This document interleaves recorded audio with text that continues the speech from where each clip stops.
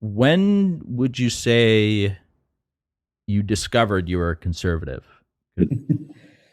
So I like to joke that I became a conservative when I was 10 years old. That was one of the first kind of elections I remember as a kid. So that was the 2003 Ontario election. And I remember driving somewhere with my family and talking about the election. And I remember saying that I was cheering for Ernie Eves, the progressive conservative premier, to win because his name was very similar to my favorite golfer at the time, Ernie Els' name. That's the story I like to tell. Obviously, when you're 10, I don't think you have a clue what any political party believes in. But that was me staking my ground based off of sound reasoning, which is names sounding similar.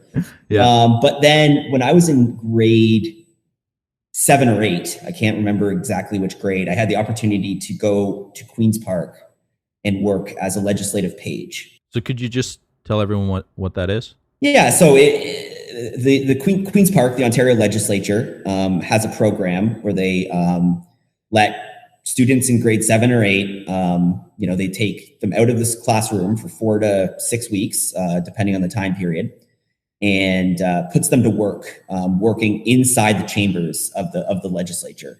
Wow. So you kind of help deliver the mail and make sure that everybody's got the proper paperwork on their desk. Give the politicians the water if they're thirsty. You pretty much are little grunts, little minions that run around and just take care of whatever needs to be taken care of. Yeah. But as a part of that, you have the opportunity to sit there and witness democracy firsthand. You're in the chambers. You're watching as the politicians are shouting at each other from across the way, and that's really where I kind of really developed, I think, for the first time, a true passion in politics.